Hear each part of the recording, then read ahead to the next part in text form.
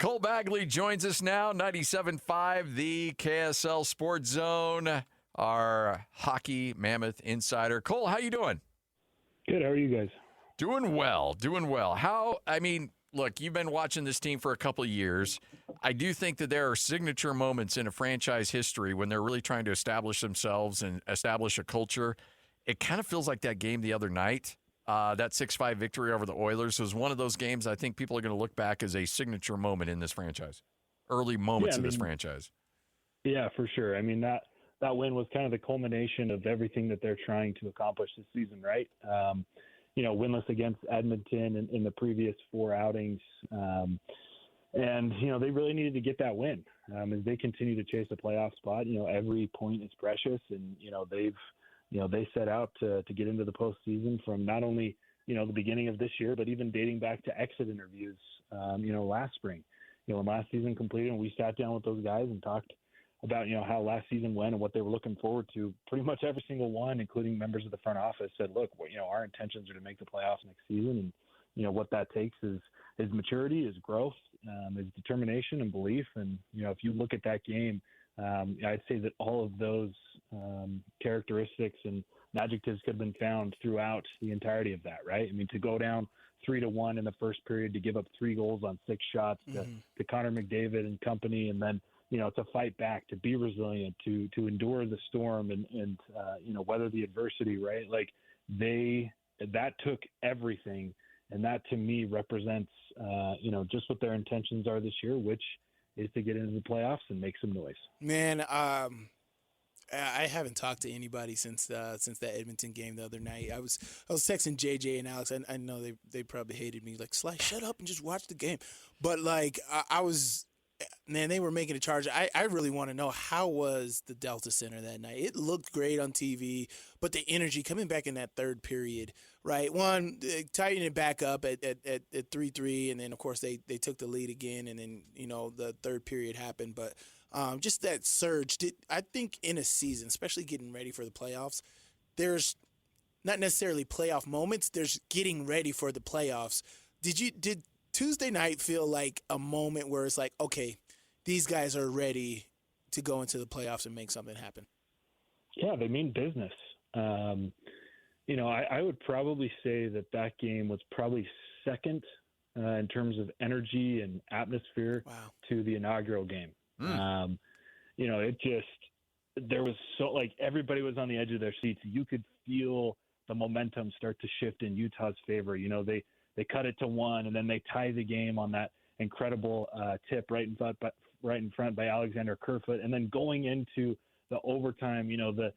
I had to stand up in my press seat because I couldn't see the action because everybody was on their feet. And the towels were going crazy, and then it's almost like everything stopped when that puck got on Keller's stick in the overtime, and he looked at the net, and everybody just kind of took in a deep breath, and then the place just exploded when that thing found the back of the net, right? Because this city is hungry for the playoffs, and the players recognize that. They're hungry to get in, and like I talked about before, they mean business. There's a different feel to this team, this year compared to last, and especially right now, to have won 4 straight games, all of which were huge matchups.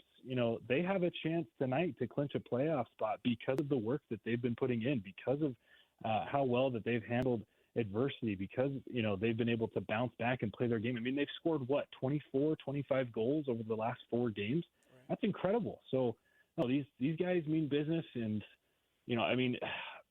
playoff hockey is just it's the Edmonton game on steroids. I mean, everything is just so big. Every moment, every check, every hit, every power play, every goal. I cannot wait for this state to experience it. And, tonight Utah has a chance. Now they're going to need a little bit of help, but they do have a chance to clinch a spot tonight.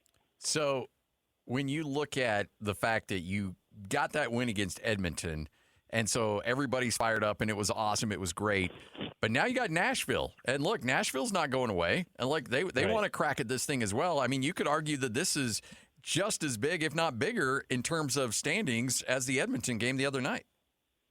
Yeah, it's funny, right? Like we're at that point in the season where every game that goes by is the biggest game of the year. Every Right. every day you fast forward to a new day, and 2 days ago you were saying, hey, this game against Edmonton is the biggest one of the year. Well, guess what? Tonight's game against Nashville is the biggest one of the year, and the team is just acting that way.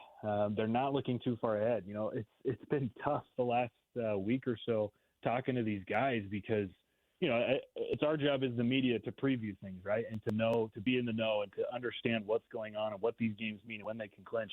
The guys don't really want to talk about it. I mean, they acknowledge where they are, but they don't want to get too far ahead. They are so locked in on just handling tonight's business. I mean, we had a 10-minute press conference with Andre Tourny today, and the amount of times that he just said, look, I understand your question, but nothing else matters. And I think he had a quote of someone asked him if, kind of he's paying attention to what else is going on and, looking ahead at possibly clinching. And he said, everything else right now is blah, blah, blah, blah, blah. It doesn't matter. And so, from the top down, these guys are locked in and they're just taking it day by day, game by game, period by period, shift by shift. Like that's how locked in they are. Man, yeah, I can confirm that. He definitely told me that last week when we interviewed him. He's just like, we can't do anything about it. We got to control what we can control, right? Control what we control, and that's today. That's today's game. That's how we play in each period and doing that. And so I think he does. He's got these guys on the right foot. What do you think about these Nashville Predators? They're still in the kind of playoff hunt right now. But how are they going to come into this game and attack Utah? I think I'm big on, sometimes teams have other teams' numbers. I think that Utah has kind of got the Preds' number, but, as I said, these are playoff moments right now. How are we going to be able to attack them in this fourth game? Yeah, I mean, Nashville's honestly been one of the shocking, headlines of the season. This is a team that, 2 summers ago, they felt like they were on the cusp of competing for championships, and they go out and they get, 2 really big names, 2 former Stanley Cup champions who they thought would put them over the top. And then last season, it just all came burning down. I mean, it just did not work. And that's kind of how this year started as well. And everybody anticipated that Nashville would, kind of wave the white flag 2/3 of the way through the year, and that they would be, sellers at the deadline. And they honestly kind of tried to be, but nobody was willing to pay those prices. And so they've just locked in. And, over their last 10 games, they've won 6, and they're right behind Utah. I mean, they're 4 points behind. Obviously, they played one more game. So Utah does have a game in hand over Nashville, but they're very much in the hunt. And I think what Nashville does well is, in addition to having, veterans like Stamkos and O'Reilly and a handful of other guys, they've got good goaltending. They're really heavy on the puck in their approach. They're going to play physical. They're going to put guys in front of the net. They're going to look for deflections. They're going to battle in the dirty areas. They're a very physical team. And I think through the times that these two teams have met, it's been pretty evenly matched. I'd have to go back to look at who's got more wins than not. But no, this is going to be a tough one. It's what you have tonight is a young team trying to break in against a veteran team that's trying to salvage, kind of where the organization is at. If you would have asked the Predators probably 3 or 4 months ago, they would have said, look, we have to hit the reset button. We thought we were close. We obviously aren't. We've got to start over. But right now they have a chance to get in. They have a chance to play for something as well. And so not only is this, as we've talked about, the biggest game of the season for a number of reasons, but I would anticipate that we're going to get a playoff type atmosphere tonight because both these teams need a win. Utah needs a win to put themselves in a position to potentially clinch, and Nashville needs to win to stay in that second wildcard spot. So it's going to be a heated matchup for sure. Make game day yours. Tickets, food and drinks, stats, and streaming. Everything you need is in the Utah Mammoth app. Download today and make game night easy. Download on both Android and iPhone. Just top. Cole Bagley joining us, hockey insider, Mammoth insider at KSLSports.com. So, Cole, when you look at how this team has evolved offensively over the last stretch, a lot of that is due to the fact they've been exceptional on the power play. That hasn't always been the case for Utah this year. What do you attribute the recent success in that? Yeah, there's a lot that goes into it, but I honestly got to point to the personnel. The fact that Logan Cooley is back on the top power play and just what he brings to the game. Not that Barrett, he obviously replaced Barrett Hayton, who's been down with injury. And, not that Barrett Hayton isn't a good player, but Cooley is just a much better player. He's what we've seen from Cooley over the last couple of weeks, I think has just kind of been a glimpse of the future. He is just barely starting to kind of scratch the surface in terms of how good he can play. He's so versatile. He's so fast. He's dangerous all over the ice, whether that's in front of the net, whether that's down low, whether that's on the wings, whether that's in the slot. It just feels like they've got more, pep in their step. Like they're moving the puck a lot smoother. They're getting it into more dangerous areas. They're shooting it. It's like I said, there's a lot of things, but if I had to, kind of attribute it to one thing, I really think that Logan Cooley has made the difference for Utah's power play.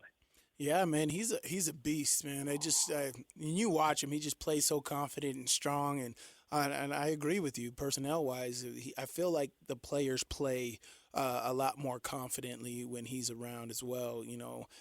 Keller steps his game up as well. When he has the puck in his hand, his assist there, to end in overtime was just absolutely terrific. I love that technicality of the sport, man. So it's awesome, and I love that the team is surging right now. I can't wait to get into the barn tonight and watch this game against the Preds. It's going to be absolutely terrific.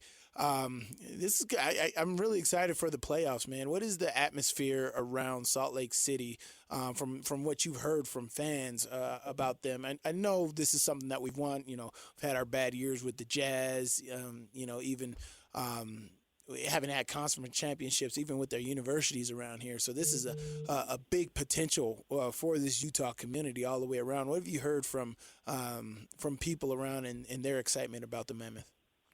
Yeah, Mammoth fans have definitely graduated to that next level of fandom. They're more emotional about it, which is both good and bad. I think it drives the passion, makes them hungry, it makes them dedicated. And, on the flip side, there are some crash outs that we see occasionally. I think when the team lost 3 in a row, they definitely had some pretty extreme crash outs. But it just means that they care, right? It means that they're invested. It means that they love this team, that they want to see them be at their best. And yeah, like I was talking about earlier, there is nothing like playoff hockey.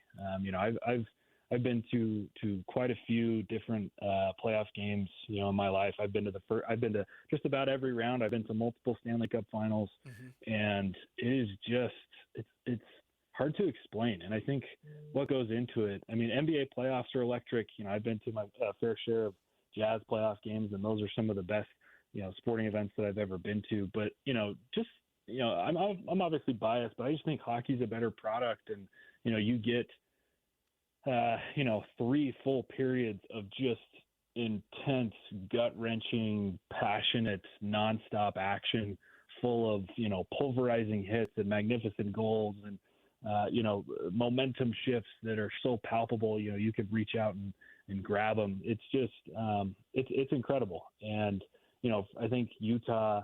We already know how passionate Utah fans are, whether it's BYU, Utah, the Jazz, RSL. Like, people, just bleed their colors. And I think, it's funny, right? The NHL's only been here for 2 years, but it feels like, Utah fans have been waiting for this moment for so long. And, I obviously the team has I think it's like a 99% chance to get in at this point. And, I think that they are just going to absolutely fall in love with hockey that much more once they taste what the playoffs are all about. You've mentioned a couple times, I follow you on Twitter, and of course I'm just dialed in during a game on social media and watching other people's reaction to things. And you've said several times that the Mammoth are playing their type of game, or the Mammoth have controlled and playing their style of game. If you could kind of condense what a perfect Mammoth-styled game is like, what is that? Yeah, I mean, obviously they're a very fast team, right? They have so much, just God-given skill and finesse. They're able to really generate off the rush a lot. But when the Mammoth are at their best, it's when they are combining that speed and skill and finesse with a heavy forecheck and a whole lot of physicality. They're not allowing teams to break out. They're generating turnovers. They're reloading the puck. They're winning it down low, and they're sending it back up to the blue line for Sergachev or Uyghur or Jersey or Cole, whoever, to then find the outlet passes. That's when Utah is at their best. Is when they're generating by using their speed, but then they're pinning teams. I mean, that's how they came back against Edmonton. When you look at the goals that they were scoring, it was quick breakouts. It was generating off the rush, and then when it was combining it with a strong forecheck. I think that the goal that which goal? I think it was Schmaltz's first goal, or maybe his second goal, where there was a turnover in the offensive zone, but Lawson Krause went over and pinched really hard on the right side. He was able to deliver a hit that generated a turnover. Clayton Keller then took over, was able to finesse it down low, found Nick Schmaltz streaking in the slot, and he buried it. That to me is Mammoth hockey, is when they're utilizing their speed and their skill and finesse, and then combining it with a strong physicality.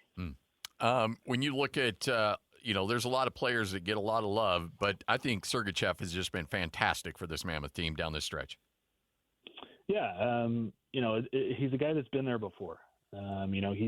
He's won multiple cups. He knows what it takes, and we were talking with Coach Torney today about just kind of what it means for this team to be in this position.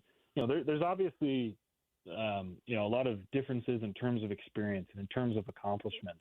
They've got a lot of guys on this team, the Coolies and the Gunthers and even, the Kellers and the Schmaltzes, who have never been to the playoffs before. They've never experienced that. And so for them, it's very exciting. It comes with a lot of, excitement and interest.